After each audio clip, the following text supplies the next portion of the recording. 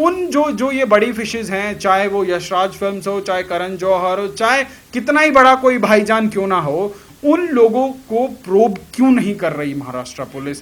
क्योंकि इतनी बड़ी वारदात हुई है, उसके जो रेसिडेंशियल कॉम्प्लेक्स हैं वहां के सीसीटीवी फुटेजेस जो है गायब पाए जाते हैं। इस देश की जनता जो है बेवकूफ है। हम कूड़ा भी परोसेंगे तो देश की जनता आएगी, क्योंकि शाहरुख है। ऐसे सुशांत सिंह ने 1 महीने के अंदर 50 बार जो है अपना सिम कार्ड चेंज किया है। कौन एक नॉर्मल सिचुएशन में कौन व्यक्ति जो है अपने 50 बार सिम कार्ड बदलता है? तो उदाहरण देता हूं, अर्जुन कपूर की तमाम 1 दर्जन सुपर डुपर फ्लॉप फिल्में हैं।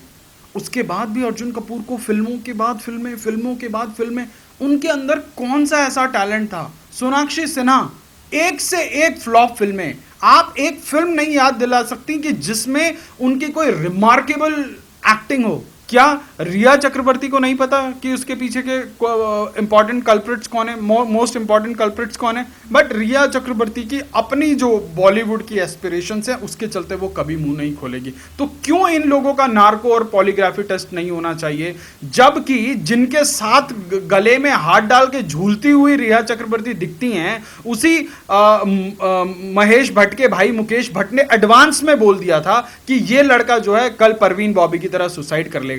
क्या अगर उनकी अपनी भतीजी आलिया भट्ट डिप्रेशन का शिकार होती तो क्या वो ऐसा ही बर्ताव करते, ऐसा ही इमेच्योर बर्ताव करते और दुनिया में गाते फिरते कि जी मेरी जो भतीजी है वो कल को परवीन बॉबी की तरह सुसाइड कर लेगी? तो क्या इन बॉलीवुड के सो कॉल्ड रहनुमाओं को मतलब इनकी क्या आत्मा मर गई है? क्या इनका विवेक मर गया है? क्या पैसे का लालच इतना ज्यादा हो गया है? वो कोई 8वीं फेल या 10वीं फेल बच्चा नहीं था। He was a very brilliant child. वो एक IITian था और उसने फिजिक्स ओलंपियाड में नेशनल रैंक होल्डर था। आप सोचो, एक इतने ब्राइट एकेडमिक स्ट्रक्चर में से निकल के कोई बंदा बॉलीवुड में आ रहा है और उसके बाद वहां पे जो है अपनी एक मुहिम उसने छेड़ दी और उसने अपना एक मुकाम हासिल किया। और वो भी तब जब उसके पीछे कोई गॉडफादर नहीं है, वो भी तब जब वो किसी ऐसी फैमिली से नहीं आता, अपने टैलेंट के दम पर।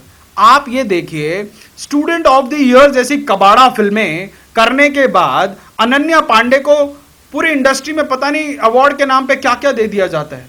आप उनसे पूछिए उन्होंने स्ट्रगल क्या किया है। मैं बताता हूं। बॉलीवुड की पार्टीज में गई हैं, सबसे बड़ा स्ट्रगल। कपिल शर्मा शो में आई थी, उनसे पूछा कि आपका टैलेंट क्या है, वो बताती है मैं जीभ से नाक छू लेती हूं। ये इन नेपो किड्स का टैलेंट है, ये इनका स्ट्रगल है। और जो रियल स्ट्रगल करके आते हैं वो लोग ऑडिशन के लिए धक्के खाते हैं महीनों महीनों तक, और अपने टैलेंट के दम पर जब उनको कोई फिल्में मिल भी जाती हैं तो ये जो बुझे हुए कारतूस है अर्जुन कपूर जैसे, इन लोगों को जो है साइड हीरोज में ले लिया जाता है और जो रियल टैलेंट है वो कभी आ ही नहीं पाता। तमाम मुंबई की सड़कों पर जो है संघर्ष करता हुआ इस देश का टैलेंट जो है धूल फांक रहा है, परंतु इस बॉलीवुड के अंदर जो एजेंडा चलाने वाली अंधी और बहरी मशीनरी है उसको सिर्फ और सिर्फ जो है नेपो किड्स को जो है प्रमोट करना है। तो ये एक जो बहुत दुखद चैप्टर है बॉलीवुड का, ये बंद होना चाहिए। ये बॉलीवुड किसी के बाप की जागीर नहीं है। एंटरटेनमेंट खबरों के नाम पर मसाला और तड़का लगाकर जो खबर लिखने और छापने वाले पत्रकार है ना, पत्रकार नहीं, मैं उनको पत्तलकार बोलूंगा, क्योंकि उन लोगों को जितना जूठन दिया जाता है चाटने के लिए, वो उसी जूठन के बेसिस पर ऐसी चटकदार खबरें बनाते हैं। और किसके बारे में बनाते हैं खबरें? जो स्मॉल टाउन से आने वाले, जो इस परिवार के, इस बॉलीवुड इंडस्ट्री के बाहर के लोग होते हैं, जो उन सो कॉल्ड नेपो किड्स के लिए खतरा होते हैं, सिर्फ उन्हीं के बारे में जो है वो ऐसी खबरें बनाई जाती हैं। नमस्कार दोस्तों, स्वागत है आपका यूथ मीडिया टीवी पर। आज हम बात करेंगे जो सुशांत सिंह राजपूत ने सुसाइड किया है, अभी तक उस पर कोई सीबीआई जांच नहीं हुई है। लगातार उनके फैंस सीबीआई जांच की मांग कर रहे हैं, लेकिन अभी तक नहीं हुई है। इस बात पर हमारे साथ मौजूद है वेद शर्मा। हम जानेंगे कि इस बात पर क्या राय है उनकी। सर, अभी तक सुशांत सिंह राजपूत की कोई सीबीआई जांच नहीं हुई है, लगातार उनके फैंस मांग कर रहे हैं कि सीबीआई जांच हो, ये कोई साजिश है, आपका क्या कहना है? देखिए, पूरे देश के अंदर एक आक्रोश का माहौल है और देश की जनता जो सुशांत के जाने से जो दुखी हुई है, जो उनके मन में पीड़ा है, जो वेदना है, वो सोशल मीडिया से लेकर सड़कों तक देखने को मिल रहा है। परंतु जिन लोगों में पीड़ा नहीं है, जिन लोगों ने संवेदनहीनता की पराकाष्ठा को पार किया है, वो बॉलीवुड के वो बड़े-बड़े नाम हैं, जिन्होंने सिर्फ़ एक आरआईपी का एक मैसेज ट्वीट करके या इंस्टाग्राम में थोड़ी देर के लिए एक संदेश छोड़ के जो है अपनी जो है एक रवायत पूरी कर दी है। परंतु अब हम यदि उन सारे पहलुओं को अगर एक-एक करके जोड़ें, जिसको हम लेमैन की लैंग्वेज में अगर समझने का प्रयास करें, तो उसमें सारी की सारी जो चीज़ें, जो प्रथम दृष्टया जो जितनी भी पहलू उसमें दिखते आ रहे हैं, जिस प्रकार से सुशांत सिंह की मौत को जो है एक तरह से सुसाइड बोल के जो एक पर्दा डालने का काम किया जा रहा है, इसके पीछे बहुत बड़े-बड़े लोग हैं। क्योंकि आप देखिए, इसमें ये बताया जा रहा है कि कैसे सुशांत सिंह ने 1 महीने के अंदर 50 बार जो है अपना सिम कार्ड चेंज किया है। तो सबसे पहला प्रश्न यही है कि कौन एक नॉर्मल सिचुएशन में कौन व्यक्ति जो है अपने 50 बार सिम कार्ड बदलता है? यदि बदले गए हैं तो उसके पीछे रीज़न क्या हैं? वो किससे बच रहे थे? किसको अवॉइड कर रहे थे? सिर्फ वो ही नहीं, वो आदमी रात भर पार्टी करता है, थोड़ी देर पहले जो है प्ले स्टेशन पर होता है और उसके बाद जो वो गूगल पे अपना नाम सर्च करता है और उसके बाद वो बंदा, उसके अंदर कौन सा ऐसा अवसाद था कि वो बंदा सुसाइड कर लेता है।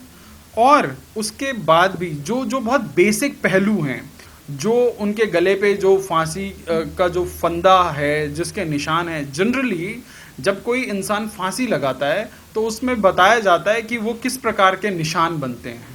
हमने बहुत सारे फोरेंसिक एक्सपर्ट से बात करने और समझने का प्रयास किया, पुलिस विभाग के लोगों से समझने का प्रयास किया, परंतु किसी को भी ये जो है सुसाइड का जो ये जो थ्योरी गढ़ती जा रही है, ये किसी के गले नहीं उतर रहा है। क्योंकि उसकी खुद की जो हाइट है, सुशांत सिंह की जो खुद की जो हाइट है, वो आई गेस 5 फुट 11 इंच या इससे भी अधिक है। और जो बेड से और छत की दूरी है वो इतनी है ही नहीं कि बंदा जो है उसमें लटक जाए और उसके बाद जो है मर जाए। क्योंकि मुंबई के अंदर जो फ्लैट्स होते हैं उनकी हाइट इतनी ज़्यादा नहीं होती है। इनफैक्ट फॉरगेट अबाउट मुंबई, अभी हम सुशांत के फ्लैट की बात कर लें तो अभी जैसे शेखर सुमन ने जो है एक प्रेस कॉन्फ्रेंस किया, उसके बाद पायल रोहतगी ने किया, उससे पहले जो है कंगना रनाउत ने किया, अभी भी तमाम सारे एक्टर जो है निकल के आ रहे हैं, इस बारे में बोल रहे हैं। परंतु इस पूरे के पूरे इंडस्ट्री को जो कंट्रोल करने वाला जो मैकेनिज्म है, जो पर्दे के पीछे से लोगों का फेट डिसाइड करता है, उन लोगों ने एक घड़ियाली आंसू बहाकर जो है एक पूरी की पूरी रस्म अदायगी खत्म कर दी है। मैं आपको एक ट्वीट याद दिलाना चाहता हूँ। आई थिंक 26 फरवरी का एक ट्वीट था, KRK बॉक्स ऑफिस करके एक ट्विटर हैंडल है, उसने बताया था कि कैसे बॉलीवुड के जो बड़े बड़े प्रोडक्शन हाउसेज हैं उन्होंने सुशांत को कम्प्लीटली जो है बैन कर दिया था, जिसमें टी सीरीज से लेकर या यशराज से लेकर साजिद नाडियाडवाला से लेकर जितने भी बड़े बड़े प्रोडक्शन हाउसेज हैं, 8 बड़े प्रोडक्शन हाउसेज ने उसको अपनी फिल्मों में काम करने के लिए बैन कर दिया। अब आप सोचिए, उनकी एक फिल्म आ रही थी ड्राइव, जो उनकी बहुत महत्वाकांक्षी फिल्म थी, करण जौहर के साथ आ रही थी, जिसका उनको पैसा मिल चुका था। और उस फिल्म का प्रोड्यूसर करण जौहर उनको बिना बताए, उनको बिना डिस्कस किए किसी के इन्फ्लुएंस में, अब यहाँ ये समझना ज़रूरी है कि ये किसके इन्फ्लुएंस में हो रहा है, क्योंकि उस फिल्म में कोई बड़ा एक्टर अपने किसी चहेते को डेब्यू कराना चाहते थे और चूंकि करण जौहर जो है उनको एडवांस पेमेंट दे चुके थे और बहुत सारा फिल्म का काम हो चुका था, तो वो असंभव नहीं था।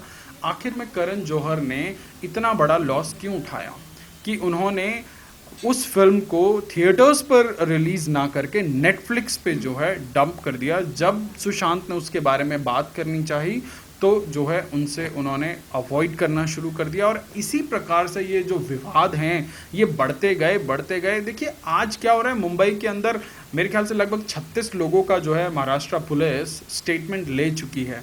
बट जो ये बिग फिशेस हैं, जो लोग एक बॉलीवुड फैमिलीज वर्सेस आउटसाइडर का जो एक माहौल पैदा करती हैं, जो एक नेपोटिज्म को फ्यूल करती हैं, उन जो जो ये बड़ी फिशेज हैं, चाहे वो यशराज फिल्म्स हो, चाहे करण जौहर हो, चाहे कितना ही बड़ा कोई भाईजान क्यों ना हो, उन लोगों को प्रोब क्यों नहीं कर रही महाराष्ट्र पुलिस? क्योंकि इतनी बड़ी वारदात हुई है, उसके जो रेसिडेंशियल कॉम्प्लेक्स हैं वहाँ के सीसीटीवी फुटेजेस जो है गायब पाए जाते हैं, और जिन चीज़ों से आप पता कर सकते हैं वो सारी चीज़ें डाइल्यूट हो रही हैं। और जैसे जैसे इस चीज में समय लग रहा है, वैसे वैसे जो भी उसके प्रमाण हैं, जो प्रथम दृष्टया जो प्राइमरी एविडेंसेस हैं, उसके डिस्ट्रॉय होने की पूरी संभावना है।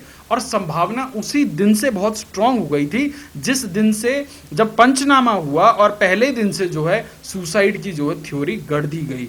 अब बहुत सारे फैक्टर हैं इसमें। उनका एक बहुत करीबी मित्र बताया जाता है संदीप सिंह करके, उसकी जो भूमिका है वो बड़ी संदेहास्पद है। अब हो सकता है कि वो अपने करियर को बचाने के चक्कर में जो है वो इस मामले को ज़्यादा तूल नहीं देना चाहते हों, उनकी अपनी निजी महत्वाकांक्षाएं हो सकती हैं। परंतु देखिए, सबसे बड़ा गुनाह क्या होता है?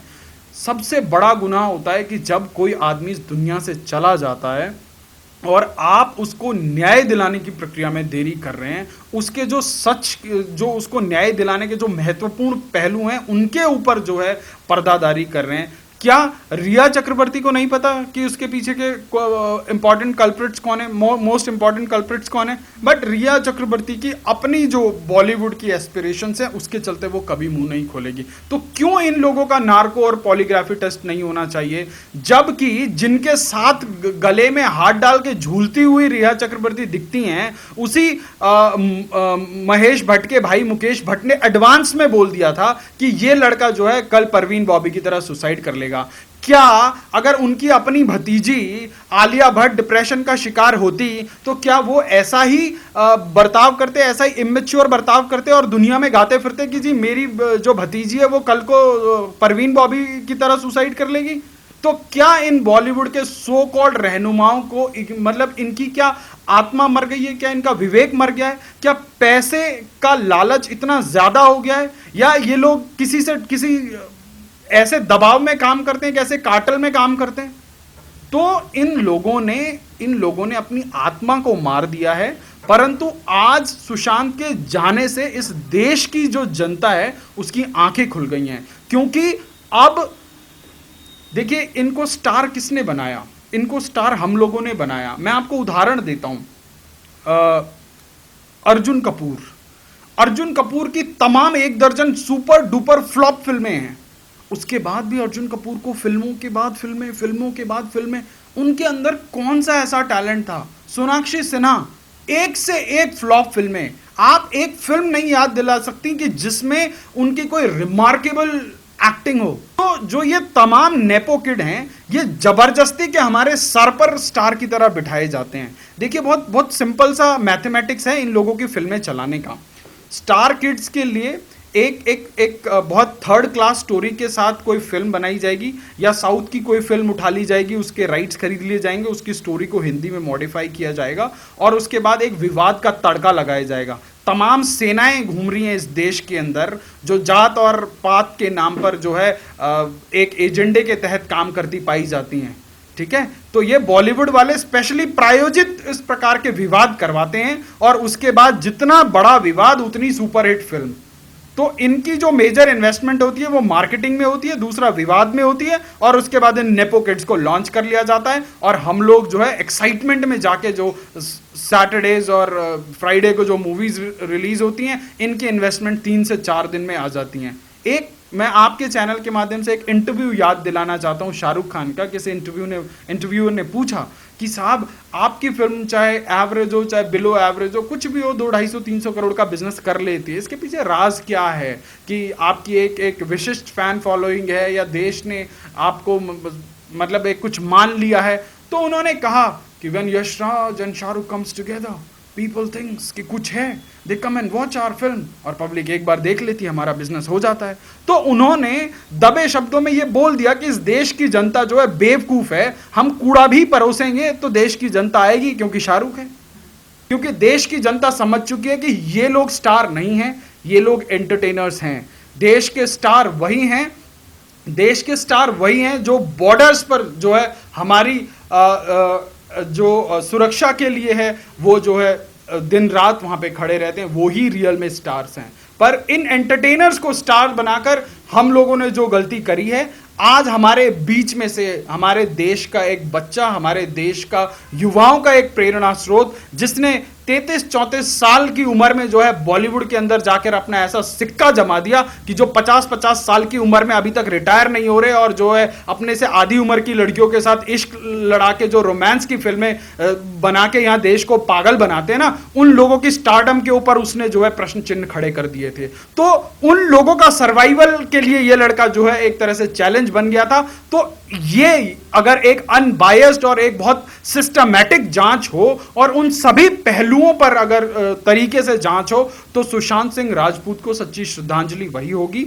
और इस बॉलीवुड के चमकते पर्दे के पीछे के जो काले चेहरे ओढ़े हुए लोग हैं, वो बहुत जल्दी एक्सपोज हो जाएंगे। Ranaut, Kangana Ranaut has proved herself. उसने अपनी एक्टिंग के दम पर, she is the only girl जिसने सिर्फ अपने दम पर जो है अपनी फिल्में चलाई हैं। उसकी तमाम फिल्में जो सुपरहिट हुई हैं, उसको कोई हीरो नहीं चाहिए जिसके नाम के पीछे खान या कपूर लग रहा हो। वो अपने दम पे उसने जो है बहुत अच्छे बिजनेस वाली फिल्में जो है इंडस्ट्री को दी हैं, देश को दी हैं, और देश ने उनकी एक्टिंग को सराहा है। आज कंगना रनावत सच बोलती हैं तो बॉलीवुड के बिगीज उन्हें बुली करते हैं। बुली कैसे करते हैं? देखिए, इनके अंदर इतना हौसला नहीं है कि ये सामने आके बोलें, पर इन लोगों का एक कार्टेल है जो एंटरटेनमेंट खबरों के नाम पर मसाला और तड़का लगाकर जो खबर लिखने और छापने वाले पत्रकार है ना, पत्रकार नहीं, मैं उनको पत्तलकार बोलूंगा, क्योंकि उन लोगों को जितना जूठन दिया जाता है चाटने के लिए, वो उसी जूठन के बेसिस पर ऐसी चटकदार खबरें बनाते हैं। और किसके बारे में बनाते हैं खबरें? जो स्मॉल टाउन से आने वाले, जो इस परिवार के, इस बॉलीवुड इंडस्ट्री के बाहर के लोग होते हैं, जो उन सो कॉल्ड नेपो किड्स के लिए खतरा होते हैं, सिर्फ उन्हीं के बारे में जो है वो ऐसी खबरें बनाई जाती हैं। आज इस पूरी कॉन्वर्सेशन का एक सार निकलना चाहिए। जो देश के अंदर जो एक गुस्सा है, जो देश के अंदर एक आक्रोश है, उस एनर्जी को एक डायरेक्शन मिलना चाहिए। और उस डायरेक्शन से जो ये जांच हो रही है, जितनी भी जांच हो रही है, इसको सीबीआई के हाथों में जाना चाहिए। बिकॉज 24 दिन हो चुके हैं इस पूरे प्रकरण को और अभी तक कुछ भी कंस्ट्रक्टिव नहीं दिख रहा है। और जिन लोगों को सच में इसके ऊपर आकर बोलना चाहिए था, वो लोग बिल्कुल सुन्न हैं, बिल्कुल चुप हैं।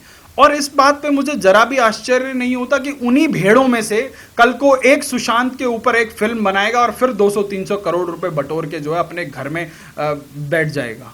तो ये इस इंडस्ट्री की हिपोक्रेसी है और तमाम ऐसे उदाहरण हैं। संजू जैसी फिल्मों को हम लोग सेलिब्रेट करते हैं। वो कोई गांधीवादी नहीं थे, उन्होंने देश की स्वतंत्रता के लिए आंदोलन नहीं किया था कि जो उनके ऊपर पूरी की पूरी फिल्म बना दी गई और हमने उनको जो है कई सौ करोड़ का बिजनेस उठा के दे दिया। ये हमारे चेहरे पर तमाचा है कि आज एंटरटेनमेंट के नाम पर हमने उन लोगों को इतना छुट्टा छोड़ दिया कि वो हमारी संस्कृति के साथ छेड़छाड़ करते हैं, हमारे ऐतिहासिक तथ्यों के साथ छेड़छाड़ करते हैं और उसके बाद कुछ भी जो है उसमें तड़का लगा के दिखा देते हैं। इतने बड़े बड़े वीर जो हमारे इतिहास के अगर हम पृष्ठभूमि में उठा के देखें तो जितने बड़े बड़े नायक हुए उनके ऊपर फिल्में तो बनाई गई, पर उस फिल्मों के अंदर ऐसा इश्क का तड़का लगा के दिखा दिया जाता है कि आपको समझ ही नहीं आएगा कि आप देख क्या रहे हैं। पूरा इतिहास उलट से पुलट कर दिया जाता है। तो हमारे बच्चों को, हमारी जो नेक्स्ट जनरेशन है, उसको उन फिल्मों से क्या सीखने को मिलेगा? उनको ना इतिहास समझ में आएगा, ना उनको कल्चर समझ में आएगा, ना उनको जो धार्मिक सेंटिमेंट्स है वो समझ में आएंगे। तो ये एजेंडा चलाने की मशीनरी हो गई है बॉलीवुड। और आज देश की जनता में आक्रोश है और देश की जनता जो है, देश में एक जागरण हुआ है। और अब ये जो एक्टिविज्म है ये रुकना नहीं चाहिए और ये तब तक चलेगा जब तक ये अंधे बहरे हो चुके जो लोग जो अपने दम पर इस देश में कुछ भी दिखाने और चलाने का प्रयास करते हैं, किसी को भी बनाने या बिगाड़ने का दुष्प्रयास करते हैं, इन लोगों को जब तक जो है अर्श से फर्श पर नहीं ला दिया जाएगा, तब तक जो है ये मुहिम बंद नहीं होगी।